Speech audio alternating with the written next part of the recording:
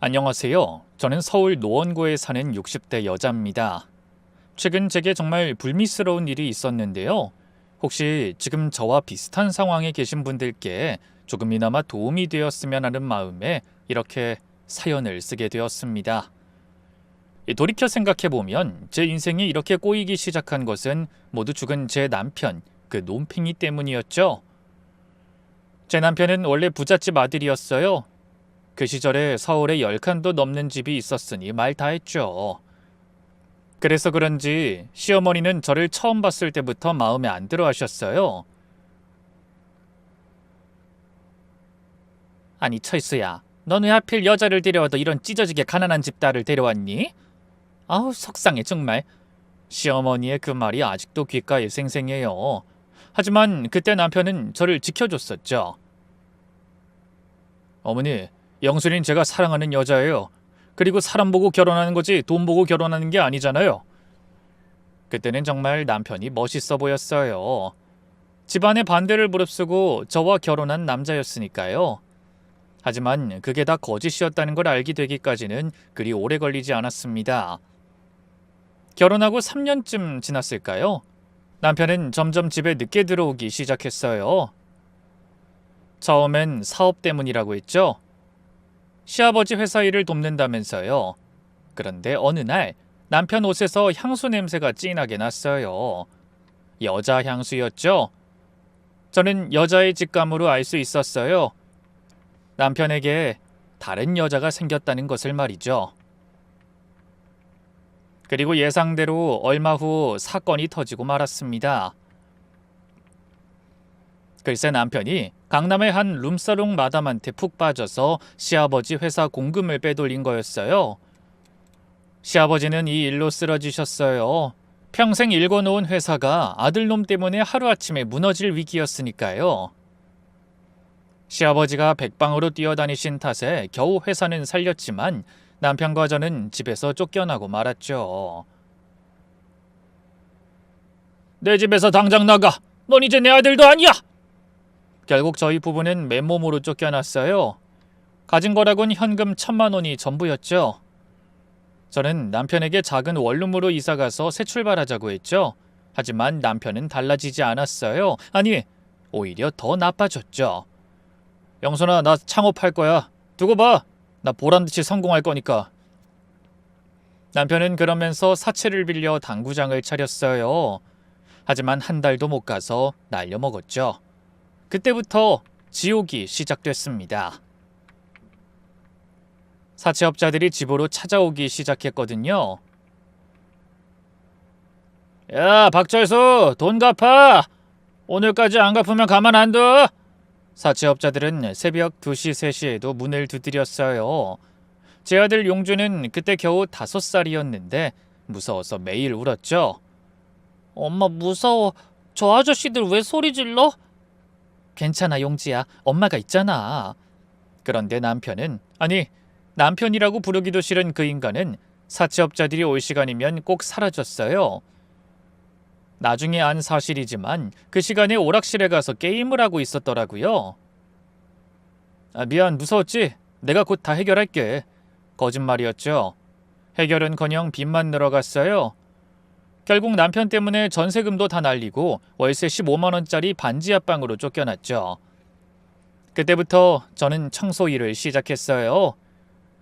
새벽 4시에 일어나서 하루에 16시간씩 일했죠.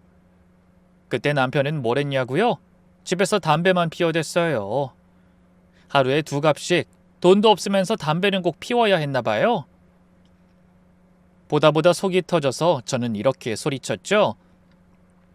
나가서 일 좀 해. 용조 과자값이라도 좀 벌어와. 내가 지금 노는 줄 알아? 나 지금 사업 구상 중이라고.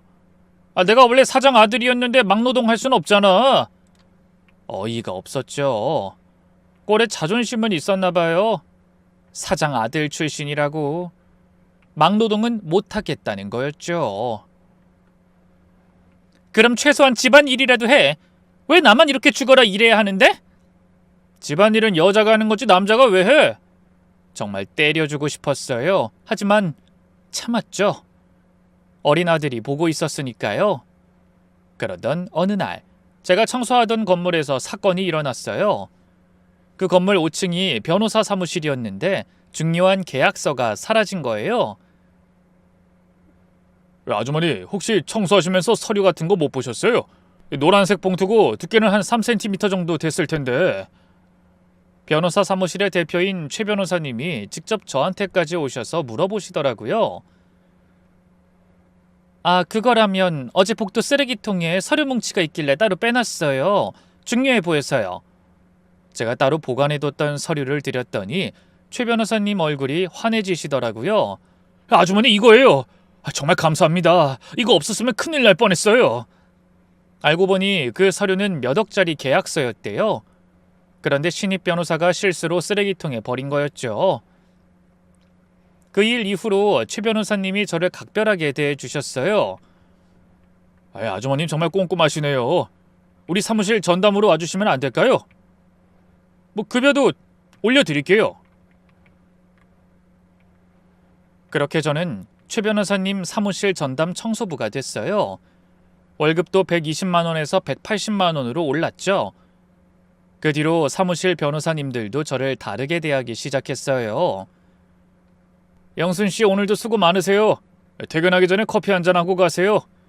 따뜻한 말 한마디가 그렇게 고마울 수가 없었어요. 그런데 집에 가면 전혀 다른 현실이 기다리고 있었죠. 남편은 여전히 백수였고 빚쟁이들은 계속 찾아왔어요. 그러던 어느 날 남편이 갑자기 기침을 하기 시작했어요. 처음엔 단순한 감기인 줄 알았죠. 하지만 기침은 점점 심해졌고 얼마 지나지 않아 남편은 피까지 토하기 시작했어요. 결국 병원에 갔더니 폐암 사기입니다. 많이 진행됐네요. 하루 담배를 3갑씩 피웠으니 당연한 결과였죠. 여보, 미안해. 내가 정말 못난 남편이었어. 용주한테도 못난 아빠였고. 병원 침대에 누워서야 남편은 후회했어요. 하지만 용주는 남편을 차갑게 대할 뿐이었죠. 이제 와서 그런 말 하지 마세요. 전 아버지를 아버지라고 생각하지 않은 지 오래됐으니까. 15살 용주의 그 차가운 말에 남편은 눈물을 흘렸죠. 그 후로 3개월 뒤 남편은 죽었어요. 40살의 젊은 나이였죠. 장례식장에 온 사람은 거의 없었어요. 시부모님도 안 오셨죠. 이미 인연을 끊은 지 오래였으니까요. 엄마, 이제 세상에는 우리 둘이야. 내가 열심히 공부해서 꼭 성공할게. 엄마 고생 끝내줄게. 15살 용주가 제 손을 잡고 한 말이에요. 그 말에 저는 펑펑 울었어요. 서러워서가 아니라 아들이 대견해서요. 그렇게 우리 모자의 새로운 삶이 시작됐습니다. 남편이 죽고 난 뒤 우리 모자는 정말 열심히 살았어요. 용주는 새벽 5시에 일어나서 공부하고 학교가 끝나면 바로 독서실로 갔어요. 고3 때는 더 열심히 했죠. 용주는 하루에 4시간만 자면서 공부했죠. 그리고 드디어 수능날, 저는 새벽부터 일어나 전복죽을 끓였어요. 용주야, 긴장하지 말고. 우리 아들은 분명히 잘할 거야. 엄마 고마워. 꼭 좋은 결과 가져올게. 결과는 대박이었어요. 용주는 서울에 있는 명문대에 그것도 전액 장학금으로 합격했죠. 그 기쁜 소식에 저와 아들은 부둥켜 안고 펑펑 울었어요. 반지하 곰팡이 냄새나는 집에서 이룬 기적이었죠. 하지만 거기에서 안주하지 않고 용주는 대학 생활도 정말 성실하고 열심히 했어요. 학점도 늘 만점을 받았고 과외 아르바이트까지 하며 생활비를 보탰죠. 용주야, 이건 네 용돈하지 왜 엄마를 줘? 너도 대학 생활 하려면 돈 필요할 텐데. 엄마, 난 괜찮아. 난 엄마가 더 이상 고생 안 했으면 좋겠어. 그렇게 4년이 흘렀고 용주는 우리나라에서 제일 좋은 대기업에 입사했어요. 그리고 첫 월급날 용주는 절 부르더니 이렇게 말하더군요. 엄마, 손 내밀어봐. 용주가 제 손에 뭔가를 쥐어줬는데 그건 바로 통장이었어요. 여기에 내 첫 월급 다 넣었어. 그러니까 엄마 이제 청소 그만해. 아니야, 용주야. 이건 네 돈이야. 이걸 왜 엄마를 줘? 내 돈이 엄마 돈이지. 이제 내가 엄마 편안히 모실게. 엄만 나만 믿어. 그날 저는 또 펑펑 울었어요. 이렇게 훌륭한 아들로 키워낸 제가 대견했죠. 똑똑하고 성실한 용주는 회사에서도 인정받았어요. 용주는 같은 해에 입사한 동기들보다 훨씬 빠르게 승진을 했죠. 그런데 이렇게 완벽한 우리 아들이 글쎄 30이 넘어도 연애를 안 하는 거예요. 저는 걱정스러운 마음에 아들에게 슬며시 말을 꺼냈습니다. 용주야, 이제 장가도 가야지. 엄마도 손주 보고 싶어. 에이, 엄마, 나 아직 일에 집중하고 싶어. 결혼은 조금 나중에 하려고. 하지만 얼마 뒤에 저는 용주가 연애를 안 하는 진짜 이유를 알게 되었어요. 어느 날 용주 친구가 저희 집에 놀러 왔다가 실수로 이런 말을 했거든요. 아주머니, 용주가 맨날 그래요. 자기가 결혼하면 어머니 혼자 드실까봐 못하겠다고. 그날 밤 저는 용주와 진지하게 대화했어요. 용주야, 너 엄마 때문에 결혼 안 하는 거지? 아니야, 엄마. 그런 거 아니야. 거짓말하지 마. 다 알아. 그러자 용주는 한참 말이 없다가 겨우 입을 열었어요. 엄마가 나 때문에 평생 고생했잖아. 이제 내가 모셔야지. 내가 결혼하면 엄마 혼자 되잖아. 바보야. 엄마 너만 행복하면 돼. 네가 좋은 사람 만나서 가정 꾸리고 행복하게 사는 게 엄마 소원이야. 엄마 걱정하지 마. 다행히 용주는 제 마음을 알아줬고 드디어 회사 선배가 소개해준 여자를 만나기 시작했죠.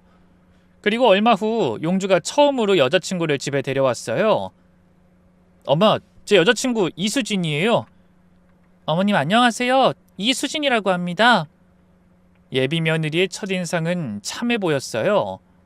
단정한 차림에 공손한 태도, 대기업 사원이라는 직업까지 나무랄 데가 없었죠. 어머, 정말 예쁘시네요. 우리 용주가 복이 많네. 아니에요, 어머님. 제가 용수 씨 만나서 복 받은 거죠. 말도 예쁘게 하고 매너도 좋았어요. 근데 뭔가 이상했어요. 이 설명할 수 없는 여자의 느낌이랄까? 예비 며느리가 저를 볼 때 눈빛이 굉장히 묘하더군요. 겉으론 웃는데 눈은 안 웃는 것 같은 그런 느낌이었죠. 어머님은 청소일 하신다고 들었어요. 네, 변호사 사무실에서 청소하고 있어요. 아, 그렇구나. 힘드시겠어요? 그렇구나라는 말투에 뭔가 깔보는 느낌이 들었어요. 또 한 번은 용주가 잠깐 자리 비운 사이에 예비 며느리가 물었어요. 어머니, 혹시 이 집은 전세예요, 월세예요? 아, 우린 월세예요. 아직 전세가 형편이 안 돼서. 아, 네. 그 아, 네에도 실망하는 기색이 역력했죠. 그리고 나중에 안사돈을 따로 만났을 땐 더 이상했어요. 아니, 솔직히 우리 수진이가 이런 집안에 시집가도 되나 싶어요. 까놓고 말해서 용주는 훤칠하니 잘났지만 그 집안이 좀 그렇잖아요. 그래도 용주가 능력이 있으니까 허락하는 거지. 안 그랬으면 어림도 없죠. 안사돈은 대놓고 저희 집을 무시했어요. 전 당연히 기분이 나빴지만 참았어요. 용주의 행복을 제 손으로 망칠 순 없었으니까요. 당시 용주는 예비 며느리에게 아주 푹 빠져 있었거든요. 엄마, 수진이 정말 착해. 나한테 너무 잘해줘. 그래, 네가 좋으면 엄마도 좋아. 결국 저는 아들만 행복하면 된 거라고 생각하고 아들의 결혼을 허락했답니다. 아들의 결혼식은 소박했지만 아름다웠어요. 엄마, 정말 고마워. 엄마가 있어서 내가 여기까지 올 수 있었어. 결혼식장에서 용주가 제 손을 꼭 잡고 한 말이에요. 눈물이 났죠. 며느리도 그날은 정말 예뻤어요. 웨딩드레스를 입은 모습이 꼭 천사 같았죠. 어머니, 이제 정말 가족이 됐네요. 잘 부탁드려요. 그래, 우리 잘 지내자꾸나. 신혼집은 작은 전세 아파트였어요. 용주가 대출받아서 마련했죠. 아들 부부는 처음 몇 달은 정말 행복해 보였어요. 용주는 퇴근하면서 꽃을 사가고 며느린 맛있는 저녁을 해서 기다리고 정말 이상적인 신혼부부였죠. 엄마, 수진이가 요리를 정말 잘해. 엄마보다 더 잘하는 것 같아. 그래? 다행이네. 잘 먹고 다녀. 아들 부부는 주말마다 저희 집에도 왔어요. 며느리는 싹싹하게 제게 반찬도 만들어줬죠. 어머님, 이거 어머님 좋아하시는 멸치볶음이에요. 어머, 고맙구나. 잘 먹을게. 그때까지만 해도 저는 아들을 결혼시키기 전에 느꼈던 불안이 괜한 기우였나 싶었어요. 그리고 1년 뒤에 기쁜 소식이 들려왔죠. 엄마, 수진이가 임신했어. 손주라니. 그 이야기에 정말 얼마나 기뻤는지 몰라요. 정말? 어머 세상에, 우리 용주가 드디어 아빠가 되는구나. 며느리는 입덧이 심했어요. 저는 며느리를 위해서 매일 미역국을 끓여다 가져다 줬죠. 어머니 죄송해요. 힘드실 텐데. 무슨 소리야. 임신했는데 내가 당연히 도와야지. 그렇게 10개월 뒤 건강한 손자가 태어났어요. 어머니 진우 좀 봐주세요. 어머님을 닮은 것 같아요. 어머 정말? 아, 우리 진우 할머니 닮았구나. 진우는 정말 예쁜 아이였어요. 눈이 크고 이마도 반질반질한 게 아들이 어렸을 때와 꼭 닮아 있었죠. 저는 힘든 줄도 모르고 손주의 육아를 도와줬고 1년 후 며느리가 출산 휴가를 끝내고 복직하면서 제가 전담으로 진우를 봐주기 시작했어요. 그러느라 변호사 사무실은 그만두게 됐죠. 영순 씨, 정말 그만두실 거예요? 너무 아쉬운데. 최 변호사님이 만류하셨지만 전 웃으며 대답했어요. 변호사님, 그동안 정말 감사했어요. 하지만 이제 손주 보는 게 제 일이에요. 그래도 아쉬움은 전혀 없었어요. 무엇보다 제겐 가족이 제일 중요했으니까요. 저는 매일 아침 7시에 용준의 집에 가서 저녁 7시까지 진우를 봤어요. 힘들긴 했지만 행복했죠. 할머니 까꿍. 아이고, 우리 진우 할머니가 제일 사랑해. 며느리도 처음엔 고마워했어요. 어머님 정말 감사해요. 어머님 아니었으면 어떻게 했을지. 아니야, 당연한 거지. 우리 진호 보는 게 난 제일 행복해. 그렇게 평화로운 날들이 이어지던 어느 날이었어요. 퇴근을 하고 온 며느리가 울상이 되어 있더군요. 거실 소파에 풀썩 주저앉으며 한숨을 푹푹 쉬었죠. 얘, 무슨 일 있어? 회사에서 안 좋은 일이라도 있었니? 제가 물었더니 며느리가 눈물을 글썽이며 말했어요. 어머님, 저 요즘 너무 힘들어요. 회사 다른 여직원들 보면 다들 날씬하고 예쁘고 애도 없어서 자유롭게 다니는데 저만 출산 후에 살도 안 빠지고 뚱뚱하고 뒤처지는 것 같아요. 며느리가 자기 배를 만지며 한숨을 쉬더군요. 오늘도 회식 때 다른 여직원들은 예쁜 원피스 입고 왔는데 저는 입을 옷도 없고 용주 씨도 예전처럼 안 봐주는 것 같고. 그 모습이 안쓰러워서 제가 말했어요. 그럼 헬스장이라도 다녀봐. 요즘은 운동하면 금방 빠진다더라. 돈은 내가 줄게. 진우는 내가 볼 테니까 퇴근하고 운동하고 와. 제가 지갑에서 돈을 꺼내 건네자 며느리의 얼굴이 환해졌어요. 어머님 정말이에요? 정말 헬스장 다녀도 돼요? 그럼 당연하지. 네가 건강해야 우리 진호도 잘 키우지. 며느리는 제 손을 잡고 연신 고맙다고 했어요. 어머님 정말 감사해요. 열심히 운동해서 꼭 예전 몸매 되찾을게요. 그 다음 날부터 며느리는 회사 근처 헬스장에 등록했어요. 어머님, 저 오늘부터 헬스장 다녀요. 퇴근하고 운동하고 올게요. 그래, 너무 무리하지 말고. 며느린 처음엔 일주일에 3번 정도 갔어요. 그런데 점점 횟수가 늘더니 매일 가기 시작했죠. 오늘도 헬스장 갔다가 올 거니? 네, 어머님. 요즘 운동이 너무 재밌어요. 확실히 며느린 전에 비해 밝아 보였어요. 저는 이런 게 운동의 효과인가 싶었죠. 그런데 한 달쯤 지났을까요? 뭔가 이상한 조짐이 보이기 시작했어요. 며느리는 화장을 진하게 하기 시작했고 헬스장에서 돌아오는 시간도 점점 늦어졌죠. 저는 불길한 예감에 용주에게 슬며시 이야기를 던져봤습니다. 요즘 진우엠이 너무 늦게 들어오는 거 아니니? 요즘 승진식이라서 스트레스가 많은가 봐. 운동이라도 하면서 스트레스 풀면 좋지 뭐. 용주는 그렇게 믿었죠. 하지만 전 아니라는 걸 직감했어요. 며느리한테서 평소와 다른 향수 냄새가 났거든요. 꼭 제 남편이 예전에 바람 피던 그 시절처럼 말이죠. 그렇게 제가 불안해하던 어느 주말이었어요. 며느리가 화장실에 간 사이 며느리의 핸드폰이 울렸어요. 저는 무심코 전화를 받았죠. 그런데 제가 뭐라고 말을 하기도 전에 전화기 너머로 웬 남자 목소리가 들려왔습니다. 지금 집에 남편 있어 없어? 충격을 받은 나머지 제가 당황해서 아무 말도 못하자 그 남자가 다시 말했어요. 수진아, 왜 말이 없어? 우리 오늘 헬스장에서 만나기로 했잖아. 남편 없으면 집으로 갈까? 순간 온몸에 소름이 돋았어요. 손이 떨려서 전화기를 떨어뜨릴 뻔했죠. 누구세요? 제가 겨우 물었더니 전화는 뚝 끊겼어요. 바로 그때 며느리가 화장실에서 나왔죠. 어머님, 왜 제 핸드폰을 들고 계세요? 전화가 와서 받았는데 마침 트로트 듣고 있어서 뭐라고 하는지 잘 못 들었지 뭐냐. 금방 끊어졌어. 네가 확인해봐. 전 일단 거짓말을 했어요. 일단은 상황을 파악해야 했으니까요.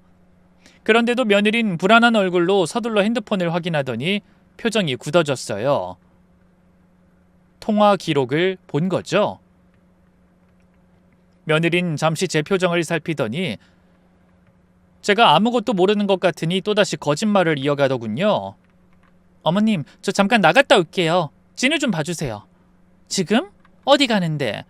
잠깐 마트에 좀 다녀오려고요. 그리고 며느리는 서둘러 나갔어요. 전 그 모습을 보면서 확신했죠. 며느리가 바람을 피우고 있다는 걸. 그 순간 제 머릿속이 하얘졌어요. 어떻게 이런 일이. 우리 용주가 얼마나 좋은 남편인데. 남편의 배신도 모자라서 이제 며느리의 배신까지. 역시 제 불안한 예감은 틀리지 않았던 거예요. 그날 저녁 용주가 퇴근하고 왔을 때 전 당장이라도 며느리의 불륜 사실을 까발리고 싶었지만 차마 그러지 못했어요. 아직 제게는 아무런 증거도 없었으니까요. 그날 밤 저는 집으로 돌아와서 뜬 눈으로 밤을 새웠어요. 그리고 고민 끝에 일단 최 변호사님께 상담을 받기로 결심했어요. 다음날 아침이 되자마자 저는 최 변호사님을 찾아갔죠. 그리고 전 어제 있었던 일을 전부 말씀드렸어요. 최 변호사님은 제 이야기를 진지하게 들으시더니 한숨을 쉬셨죠. 영순 씨, 정말 힘드시겠어요. 그 아드님 생각하면. 네, 우리 용주가 알면 얼마나 상처를 받을지. 일단 확실한 증거가 필요합니다. 막연한 의심만으로는 아무것도 할 수가 없어요. 최 변호사님이 서랍에서 명함 하나를 꺼내주셨어요. 이 한상민이라는 탐정인데 제가 변호사 건 때문에 몇 번 일해본 사람이에요. 믿을만 합니다. 이런 일은 전문가에게 맡기는 게 좋아요. 혼자서 하다간 오히려 일을 그르칠 수 있어요. 저는 명함을 받아들고 또 망설였어요. 변호사님, 혹시 제가 너무 오버하는 거 아닐까요? 그냥 제 착각일 수도 있지 않을까요? 영순 씨, 이 어머니의 직감은 대부분 맞아요. 그리고 설령 아무 일 없다면 그게 더 다행이죠. 확인해 보는 게 나아요. 그날 오후 저는 한상민 탐정을 만났어요. 최 변호사님께 얘기 들었습니다. 며느님을 조사하고 싶으시다고요? 네, 근데 정말 들키지 않을까요? 걱정 마세요. 제가 이래봬도 20년째 이 일을 하고 있습니다. 단 한 번도 들킨 적 없고요. 저는 탐정에게 며느리의 사진과 정보를 건네줬어요. 우선 일주일만 시간을 주세요. 확실하게 조사해 드리겠습니다. 그 후로 그 시간이 어떻게 갔는지 모르겠어요. 매일 며느리 집에 가서 손주를 봤지만 며느리 얼굴을 제대로 볼 수가 없었죠. 어머니, 저 오늘도 늦을 것 같아요. 회사 야근이 있어서. 진우 좀 봐주실 수 있죠? 그래, 알았어. 며느리는 여전히 매일 늦게 집에 들어왔고 향수 냄새는 더 진해졌어요. 저는 당장이라도 며느리의 머리채를 잡아뜯고 싶었지만 혼신의 힘을 다해 참았죠. 그리고 드디어 일주일 후 한탐정에게서 연락이 왔습니다. 어머님, 결과가 나왔습니다. 직접 만나서 보여드리는 게 좋을 것 같은데요. 카페에서 만난 한탐정은 제게 두꺼운 서류 봉투를 건네줬어요. 먼저 마음의 준비를 하세요. 내용이 다소 충격적일 수 있거든요. 저는 떨리는 손으로 봉투를 열었어요. 첫 장에는 사진이 있었는데 며느리가 어떤 남자와 팔짱을 끼고 걷는 사진이었어요. 이 남자는 누구죠? 강민수, 38살, 헬스 트레이너입니다. 그리고 기혼자고요. 이 정신 나간 것들이 서로 유부남 유부녀면서 바람을 피우고 있었던 거예요. 다음 사진들은 더 충격적이었어요. 모텔 앞에서 찍힌 사진, 단둘이 식사하는 사진들이 적나라하게 찍혀 있었죠. 저는 손이 너무 떨려서 사진들을 제대로 볼 수가 없었어요. 그리고 더 충격적인 건 이 신용카드 사용 내역을 보세요. 한탐정이 다른 서류를 보여줬어요. 며느님이 아드님 명의 카드로 현금 서비스를 받고 있습니다. 한 달에 300만 원씩 그 돈으로 그 남자한테 선물을 사주고 모텔비를 내고 있더군요. 뭐라고요? 우리 아들 카드로 그 짓거리를 하고 있다고요? 네, 그리고 이건 녹음 파일입니다. 한탐정이 작은 USB를 꺼냈어요. 헬스장 근처 카페에서 녹음된 거예요. 며느님이 친구와 통화하는 내용입니다. 노트북으로 재생된 녹음 파일에서 며느리 목소리가 들려왔어요. 언니, 나 요즘 너무 행복해. 나 진짜 이혼하고 새 출발할까 봐. 애가 문제긴 한데 뭐 그냥 남편한테 줘버리지 뭐. 애 있으면 방해만 되잖아. 순간 눈앞이 캄캄해졌어요. 이 미친 것이 남자한테 빠져서 자기 아들까지 버릴 생각이었던 거예요. 어머님, 괜찮으세요? 한탐정이 물을 건네줬어요. 이 나쁜 년이 어떻게 이럴 수가. 더 주사할까요? 아니면 이 정도 증거로도 충분하신가요? 아니요, 충분해요. 정말 감사합니다. 저는 서류를 들고 다시 최 변호사님을 찾아갔어요. 변호사님, 이제 어떻게 해야 할까요? 최 변호사님도 자료를 보시더니 혀를 차셨어요. 정말 악질이네요. 영순씨, 이제 결정하셔야 해요. 아드님께 바로 알릴 건지 아니면 더 확실한 증거를 잡아서 며느님이 절대 빠져나갈 수 없게 만들 건지요. 이 정도 증거로도 부족한가요? 뭐 솔직히 말씀드리자면 이 정도 증거는 며느님이 그냥 친구라고 우길 가능성도 있어요. 불륜 재판에서는 직접적인 증거가 없으면 입증하기 어렵거든요. 이 사진들도 우연히 만났다, 그냥 운동 친구다 이렇게 변명할 수 있고, 아쉽게도 녹음 내용에도 상간남의 이름이 정확히 나오진 않았고요. 그럼 어떻게 해야 하죠? 최 변호사님은 잠시 생각하시더니 놀라운 제안을 하셨어요. 영순씨, 힘드시겠지만 연기를 한번 해보시는 게 어떨까요? 치매에 걸린 척하는 거예요. 그럼 며느님이 완전히 방심할 거고 그때 결정적인 증거를 잡는 거죠. 녹음기나 카메라를 숨겨두고요. 하지만 그럼 우리 용주가 걱정할 텐데요. 그렇긴 하지만 우선 아드님한테 비밀로 하세요. 자연스러워야 하니까요. 나중에 모든 증거를 잡고 나서 설명하면 아드님도 이해할 거예요. 그렇게 상담을 마치고 집으로 돌아오는 게 저는 깊은 고민에 빠졌어요. 정말 이렇게까지 해야 하나 싶었죠. 하지만 우리 용주와 진우를 위해서라면 제게 못할 일이란 없었고 결국 저는 치매 연기를 해보기로, 그래서 악독한 며느리의 가면을 완전히 벗겨주기로 결심했죠. 그런데 여전히 마음 한구석은 찢어지는 것처럼 아팠어요. 우리 영주 얼마나 상처받을까? 논팽이 아빠도 모자라 이젠 아내까지 배신을 하다니 하늘도 무심하시지. 눈물이 났지만 지금은 울 때가 아니었어요. 제가 똑똑히 정신 차리고 증거를 잡아야 했죠. 그날 밤부터 저는 거울 앞에서 치매에 걸린 척 연습을 시작했어요. 유튜브에서 치매 관련 영상도 찾아봤죠. 어떻게 해야 자연스러운지 하나하나 메모하면서요. 그리고 얼마 후 저는 대망의 첫 연기를 시작했습니다. 어머니 오셨어요? 오늘 좀 일찍 오셨네요? 며느리가 출근 준비하면서 인사했어요. 전 일부러 멍하니 서 있다가 천천히 대답했죠. 그래. 근데 넌 누구니? 며느리의 눈이 동그래졌어요. 어머니? 저예요, 진우 애미. 진우? 그게 누군데? 우리 용주는 아직 학교 안 갔니? 늦겠다, 빨리 깨워야지.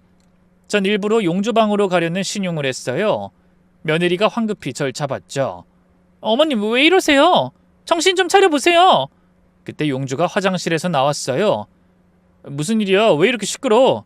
여보, 어머님이 좀 이상하신 것 같아. 용주가 걱정스러운 표정으로 제게 다가왔어요. 엄마, 괜찮아? 왜 그래? 저는 용주를 보며 마음이 찢어지는 것 같았지만 연기를 계속했어요. 내가 왜 여기 있지? 집에 가야 하는데. 엄마, 여기가 우리 집이야. 진우 보러 오신 거잖아. 저는 멍하니 용주를 쳐다보다가 천천히 주변을 둘러봤어요. 그리고는 갑자기 머리를 손으로 치면서 말했죠. 아이고, 내 정신 좀 봐. 아이고, 미안해. 내가 요즘 왜 이러지? 용주가 안도의 한숨을 쉬었어요. 엄마, 괜찮아요? 정말 괜찮은 거 맞아요? 괜찮아. 그냥 잠깐 멍했나 봐. 어제 잠을 못 자서 그런가? 저는 일부러 쑥스러운 듯 웃으며 머리를 긁적였어요. 아유, 나이 들어서 그런가 자꾸 깜빡깜빡해지네. 용주는 걱정스러운 표정으로 저를 봤어요. 엄마, 우리 병원 한번 가보자. 검사라도 받아보자. 무슨 병원? 난 괜찮다니까. 그냥 잠깐 멍했을 뿐이야. 저는 손사래를 치며 거절했어요. 그날 하루 종일 저는 정상적으로 행동했어요. 진우도 잘 돌보고 집안일도 하고 용주가 퇴근할 때쯤에는 완전히 평소의 제 모습이었죠. 엄마, 괜찮아? 어디 아프지 않아? 용주가 조심스럽게 물었어요. 당연하지. 아침엔 잠깐 멍했을 뿐이야. 그래, 뭐 엄마가 괜찮다면 됐어. 너무 무리하지 마세요. 그날 이후 저는 며칠은 정상인 척하고 또 며칠은 치매인 척하며 점점 연기의 강도를 높여갔어요.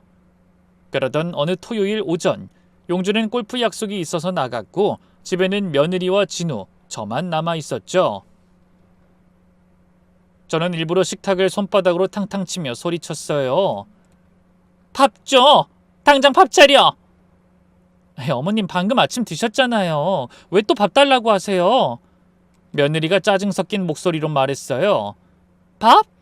내가 언제 먹었다고 그래? 나 배고파 죽겠는데? 아니, 방금 전에 된장찌개랑 계란말이까지 다 드셨잖아요. 거짓말하지 마. 나 아무것도 안 먹었어. 며느리가 한숨을 푹 쉬더니 부엌으로 갔어요. 그리고는 대충 밥을 퍼서 그 위에 소금을 잔뜩 뿌리고는 제 앞에 툭 놓더군요. 여기서 드세요. 저는 멍하니 그 밥을 쳐다보다가 자리에서 일어나 화장실로 갔어요. 그리고는 일부러 변기에 물을 내리지 않고 나왔죠. 잠시 후 며느리가 화장실에 갔고 이내 며느리의 비명소리가 들려왔죠. 아! 어머님, 이게 뭐예요? 저는 거실 소파에 앉아 멍하니 TV를 보는 척했어요. 어머님, 변기에 물 안 내리시면 어떡해요? 며느린 제게 승질을 있는 대로 내더니 제 뒤에서 이렇게 중얼거리더군요. 미친놈이네. 정말 돌아버리겠네. 완전 치매 걸렸구만. 전 이때다 싶어 주머니 속에 넣어둔 핸드폰의 녹음 버튼을 눌렀어요. 최 변호사님이 알려준 대로 항상 녹음 준비를 하고 있었죠.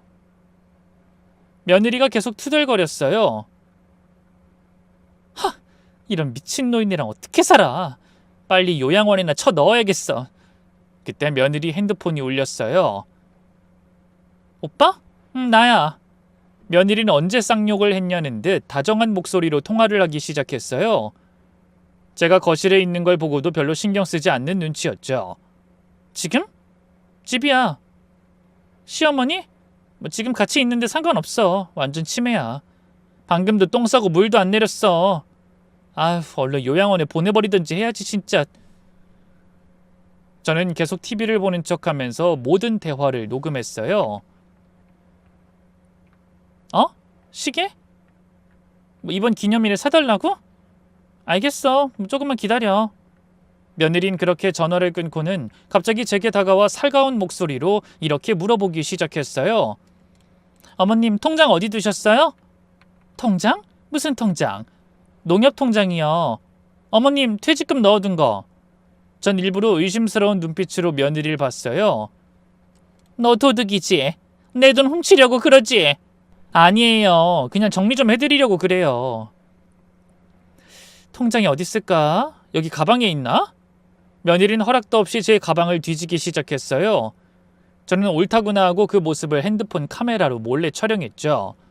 찾았다! 며느리가 통장을 꺼내 들었어요. 그리고는 통장 잔액을 확인하더니 눈까지 반짝이며 좋아하더군요.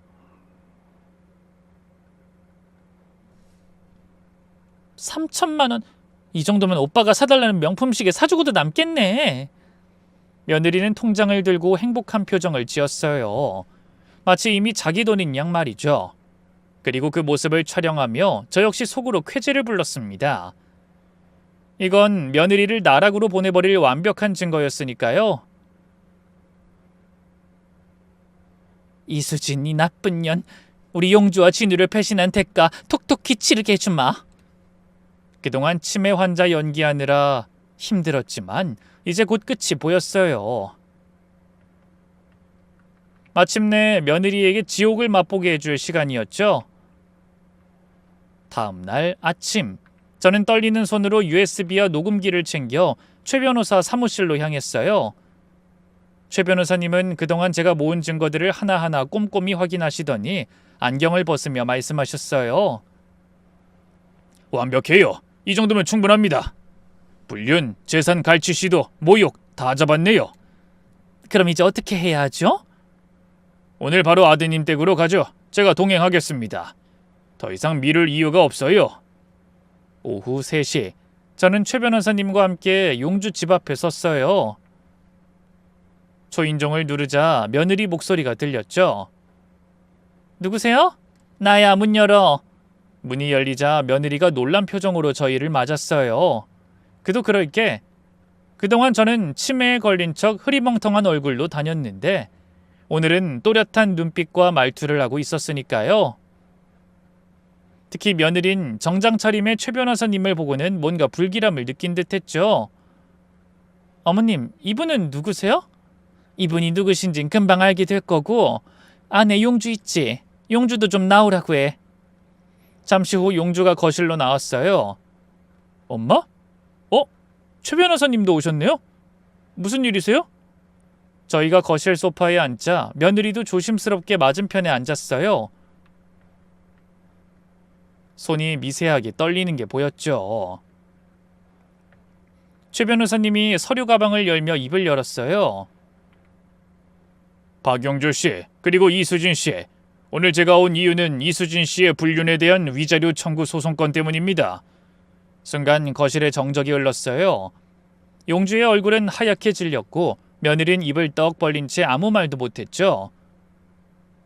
뭐라고요? 불륜이요? 용주가 떨리는 목소리로 물었어요.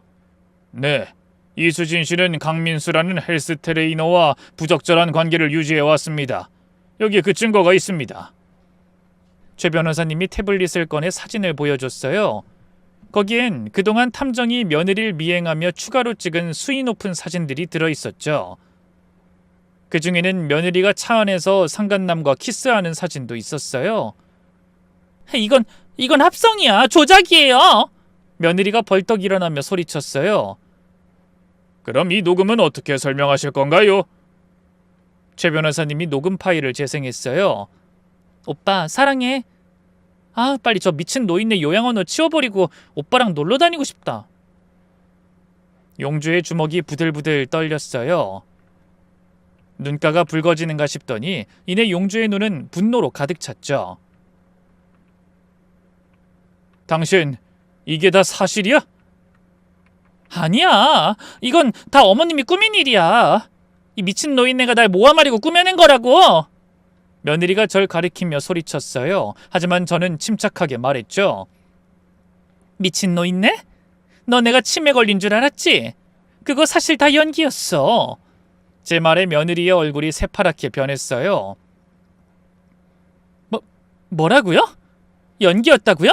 그래, 네가 방심하도록 일부러 치매인 척한 거야. 덕분에 네 본색을 다 봤지. 내 통장 훔쳐먹고 내 돈으로 불륜남한테 명품 시계 사주려고 했던 것도 다 녹화했어. 저는 핸드폰을 꺼내 동영상을 보여줬어요. 며느리가 제 통장을 들고 3천만 원이면 오빠한테 시계 사주고도 남겠네 라고 말하는 장면이었죠.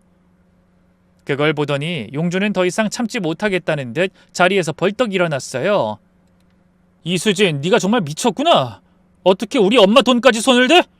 여보 잠깐, 내 말 좀 들어봐. 며느리는 갑자기 배를 움켜잡더니 충격적인 이야기를 꺼냈습니다. 나 사실 임신했어. 지금 3개월이야. 당신 아이 가진 나한테 이래도 돼? 순간 모두가 멈칫했어요. 하지만 전 며느리가 임신을 했다는 것도 그 아이가 우리 집안의 핏줄이라는 것도 믿을 수 없었죠. 임신? 그 애가 우리 용주 애가 맞긴 하니? 당연하죠. 하늘의 맹세예요. 저는 차가운 목소리로 이렇게 말했습니다. 그럼 친자검사 받아봐. 용주 애가 맞는지. 며느리의 얼굴이 또다시 하얗게 질렸어요. 뭐라고요? 내가 왜 그런 모욕적인 검사를 받아야 하는데요? 그건 인권 침해라고요. 그때 최 변호사님이 나섰어요. 이수진 씨, 불륜 정황이 명백한 상황에서 태아의 친자 확인은 정당한 요구입니다. 법원도 인정하는 사항이고요. 닥쳐! 당신이 뭔데? 며느리가 갑자기 테이블 위에 물컵을 최 변호사님께 던졌어요. 다행히 빗나갔지만 벽에 부딪혀 산산조각이 났죠. 이 나쁜 놈들 다 같이 짜고 날 함정에 빠뜨린 거지? 이 노망난 늙은이, 처음부터 날 싫어했던 거 모를 줄 알고? 며느리는 발악하듯 리모컨을 집어 던졌어요. 이번엔 제 어깨를 스쳤죠. 아! 엄마! 용주가 절 감싸며 며느리에게 소리쳤어요. 이수진, 너 미쳤어? 그래, 나 미쳤다. 지금 박씨 집안 핏줄 임신한 나보고 친자 검사까지 받으라는데 안 미치고 배겨? 며느리는 완전히 돌변한 모습으로 악을 썼어요. 그동안의 순진한 연기는 온데간데 없었죠. 솔직히 말할게. 그래, 나 바람 폈어. 근데 그게 그렇게 잘못이야? 우리나라 부부들 중 바람 한 번 안 피운 부부가 뭐 얼마나 된다고. 다들 그러고 살아. 기가 막힌 논리였죠. 용주의 얼굴이 분노로 붉어졌어요. 당신 정말 형편없는 여자구나. 아 그래, 이혼해. 나도 어차피 당신한테 질렸어. 난 어차피 민수 오빠랑 새 출발하면 그만이야. 이거 왜 이러셔? 그때 최 변호사님이 안경을 고쳤으며 아주 차분한 목소리로 말씀하셨어요. 새 출발이요? 그 전에 준비하셔야 할 게 많으실 텐데요. 첫째, 불륜에 대한 위자료, 증거가 명백하니 최소 3천만 원은 각오하셔야 할 겁니다. 최 변호사님이 서류를 한 장씩 넘기며 말을 이었어요. 둘째, 양육권은 당연히 박탈입니다. 불륜에다 아이를 버리겠다는 녹음까지 있으니까요. 셋째, 시어머니 통장을 무단으로 열람하고 돈을 빼려 한 시도, 이건 사기 미수죄에 해당합니다.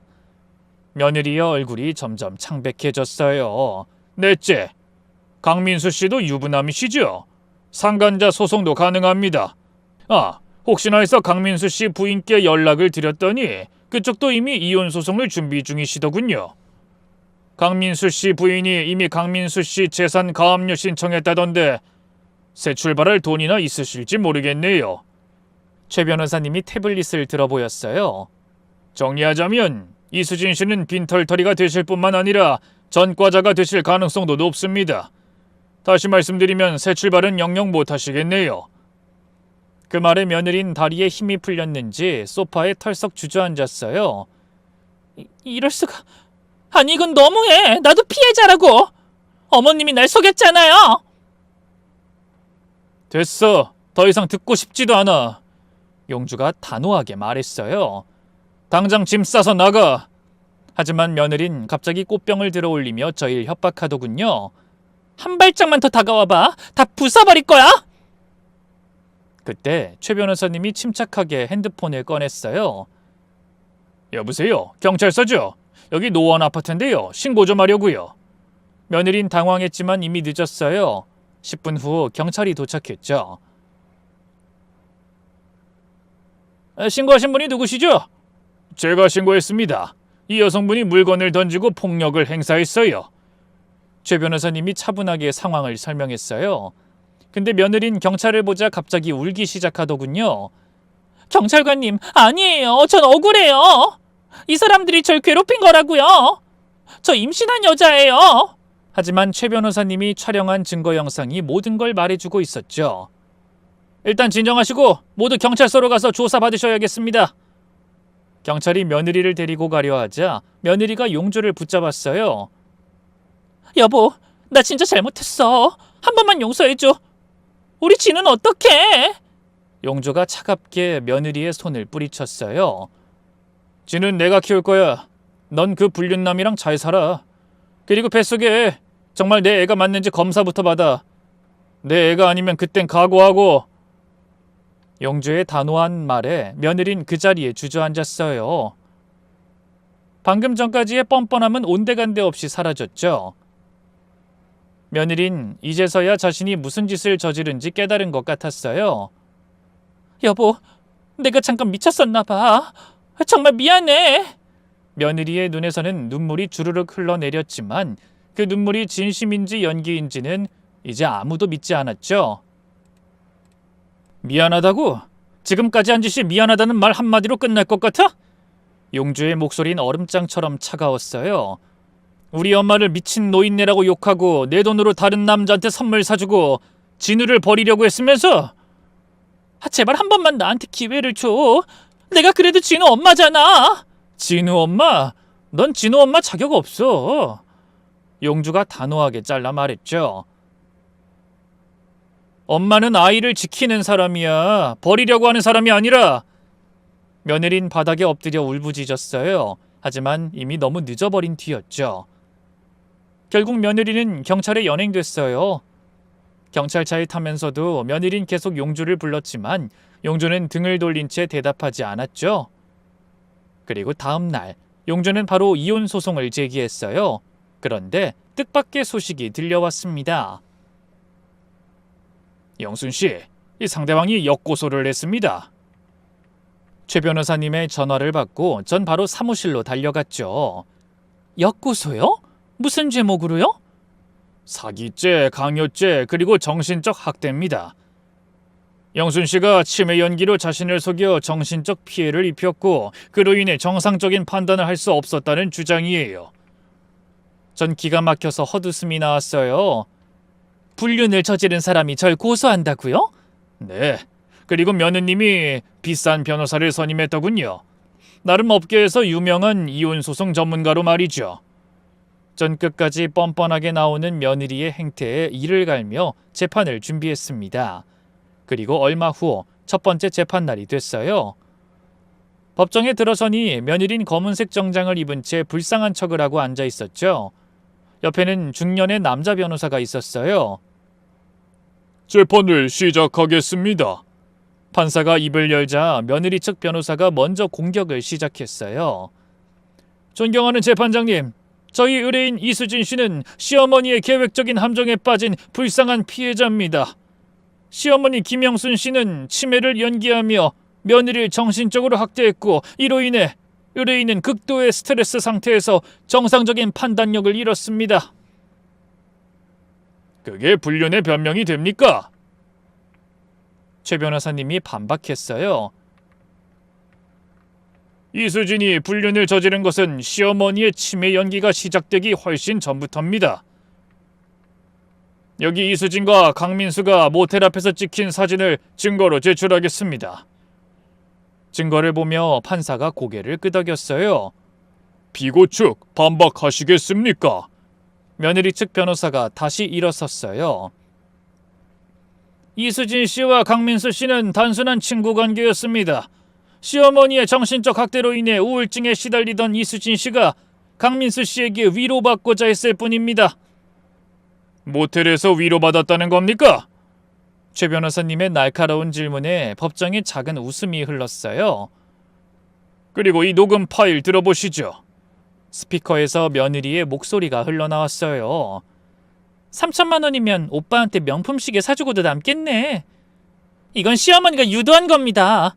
치매인 척하면서 일부러 통장을 노출시킨 거예요.